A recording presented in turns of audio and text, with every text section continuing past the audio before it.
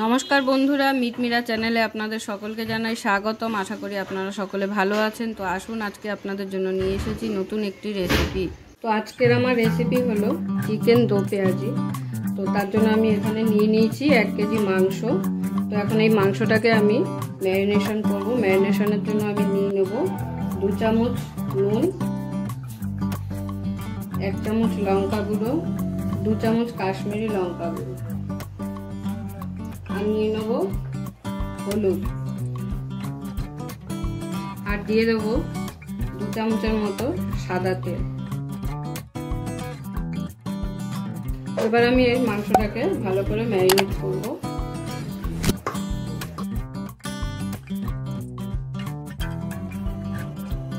মশলাগুলো যাতে সুন্দরভাবে মিশে যায় তার জন্য আমি সাদা তেলটা ব্যবহার করলাম। মশলা মাখানো হয়ে গেছে। তো এবার আমি এটাকে 15 থেকে 20 মিনিটের জন্য রেখে দেবো। তো এবার আমি চলে যাচ্ছি পরের স্টেপে। আমি কড়াই বসিয়ে দিয়েছি, কড়াইটা গরমও হয়ে গেছে। এবার আমি দিয়ে দেবো কড়াইতে সাদা তেল।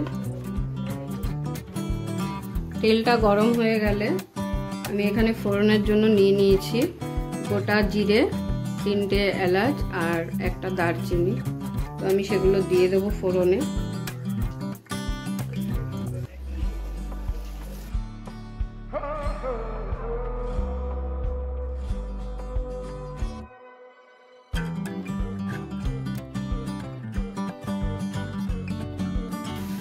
দেখুন, আমার পেঁয়াজটা সুন্দর ভাজা হয়ে এসেছে, না সাদা আছে না খুব বেশি লাল হয়েছে, হালকা এরকম কালার এসেছে। তো এবার আমি এরপরে দিয়ে দেবো এর মধ্যে আদা বাটা 2 চামচের মতো, আর রসুন বাটা, এটাও 2 চামচই আছে। তো এবার আদা রসুনটাকে আমি পেঁয়াজের সাথে ভালো করে মিশিয়ে নেব। পেঁয়াজটা যাতে নরম হয়ে যায় তার জন্য আমি দিয়ে দিচ্ছি অল্প সামান্য নুন। ভালো করে আমি কুক করে নিয়েছি যাতে রসুনের কাঁচা গন্ধটা চলে যায়। তো এর মধ্যে আমি এবার কিছু মশলা অ্যাড করব। প্রথমে দিয়ে দিচ্ছি আমি হলুদের গুঁড়ো,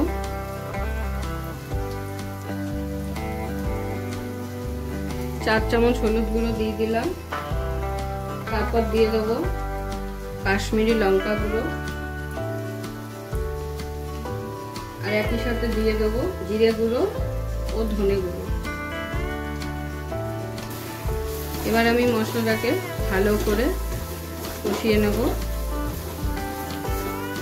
দেখতেই পাচ্ছেন আমার মশলাটা দিয়ে সুন্দর তেল বেরিয়ে এসেছে, তার মানে আমার পেঁয়াজ, আদা, রসুন সব ভালোভাবে কুক হয়ে গেছে। এবার আমি দিয়ে দিচ্ছি এর মধ্যে কাঁচা লঙ্কা পেস্ট। আপনারা চাইলে কাঁচা লঙ্কাটা কুচিয়েও দিতে পারেন, যে যতটা পরিমাণ ঝাল খান সেই বুঝেই দেবেন। এরপর আমি দিয়ে দেবো এখানে আমি 2টো টমেটো পেস্ট করে রেখেছি, সেই টমেটো পেস্টটা। এবার এই মশলাটা আমাকে ততক্ষণ কুক করে নিতে হবে যতক্ষণ না টমেটোর কাঁচা গন্ধটা চলে যাচ্ছে আর এই পেস্টটা থেকে আমার সুন্দর তেল বেরাচ্ছে।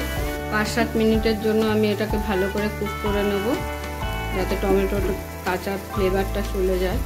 দেখুন, আমার টমেটো ভালোভাবে কুক হয়ে গেছে, কারণ মশলা থেকে আমার তেল বেরানো শুরু হয়ে গেছে।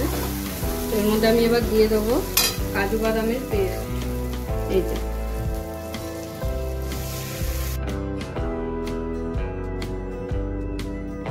কাজু বাদামের পেস্টটা সুন্দরভাবে মশলার সাথে মিশিয়ে নেব। এই সময় আমি গ্যাসের ফ্লেমটা একটু কমিয়ে দিয়েছি যাতে কাজু বাদামের পেস্টটা সুন্দরভাবে মশলার সাথে মিশে যায়। দেখুন, খুব সুন্দর তেল বেরিয়ে এসেছে, বুঝতেই পারছেন। এই যে মশলার গা থেকে খুব সুন্দর তেল বেরিয়ে এসেছে। তো আমার 15 থেকে 20 মিনিট হয়ে গেছে। আমি মাংসটা ম্যারিনেট করে রেখেছিলাম।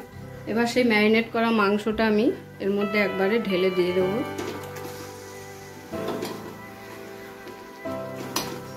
মাংসটাকে ভালো করে আমি মশলার সাথে মিশিয়ে নেব। এরপর আমি 5 মিনিটের জন্য ঢাকা দিয়ে দেবো। যতক্ষণে আমার মাংসটা ফুটছে ততক্ষণে আমি এখানে পেঁয়াজগুলো কেটে নিচ্ছি। পেঁয়াজগুলোকে মাঝখান থেকে এরকম কেটে 1/2 করে নেব। তারপরে পেঁয়াজগুলো একটা একটা করে এরকম করে ছাড়িয়ে নেব। একইভাবে আমি দুটো পেঁয়াজ এইভাবে কেটে ছাড়িয়ে নিয়েছি, আলাদা করে নিয়েছি। এবার আমাকে টমেটোটা কেটে নিতে হবে।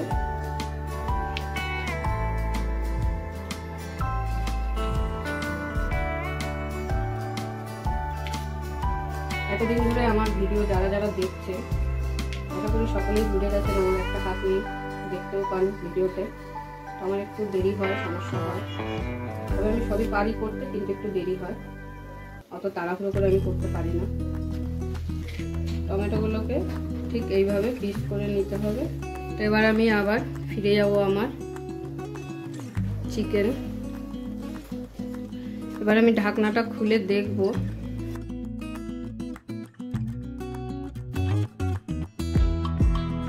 দেখুন চিকেন দিয়ে কিন্তু সেরকম এখনো জল বেরোয়নি, তো আমি ভালো করে একটু নেড়ে নেব যাতে তলায় লেগে না যায়, যাতে আমাদের চিকেনটা দিয়ে সুন্দর জল বেরায়। তার জন্য আমি এবার দিয়ে দেবো, এখানে আমি 100 গ্রাম দই নিয়ে নিয়েছি। দইটাকে ভালো করে ফেটিয়ে নিয়েছি। দইটাকে অবশ্যই ভালো করে ফেটিয়ে নেবেন, না হলে দলা পেকে যাবে। আর আমার গ্যাসের ফ্লেমটা কিন্তু আস্তেই করা আছে, দই দেওয়ার সময় গ্যাসের ফ্লেমটা আস্তেই রাখবেন। এবার আমি দইটার সাথে মাংসটাকে ভালো করে মিশিয়ে নেব।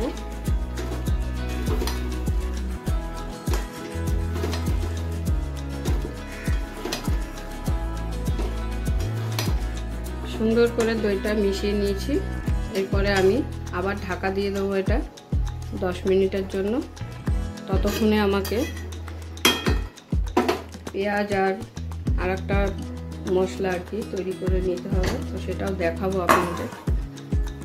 আমি এদিকে আর একটা কড়াই বসিয়ে দিয়েছি। এবার এটাতে আমি দিয়ে দেবো সাদা তেল।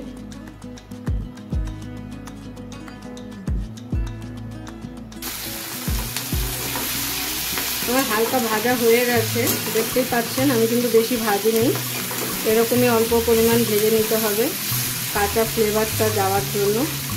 তো এর মধ্যে আমি এবার দিয়ে দেবো কাসুরি মেথি।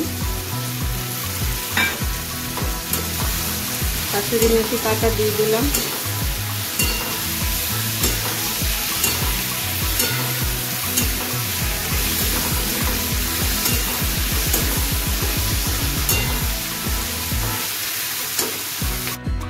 আমার ভাজা হয়ে গেছে। এবার আমি ঢাকাটা খুলে দেখব। দেখুন মাংস দিয়ে কিন্তু সুন্দর জল বেরিয়ে গেছে। তো টক দইটা দেওয়াতে আমার গ্রেভিটা দিয়ে সুন্দর জল বেরিয়ে গেছে। এটা কিন্তু ঘরে বসে খুব সহজেই তৈরি করে নিতে পারেন। এটা রেস্টুরেন্ট স্টাইলের না, ঘরোয়া মশলা দিয়ে তৈরি একদম। তো আপনারা চাইলে ঘরে এইভাবে তৈরি করে নিতে পারেন। সুন্দর জল বেরিয়ে গেছে। এরপরে আমি দিয়ে দেবো আমার ভেজে রাখা পেঁয়াজ আর টমেটোগুলো।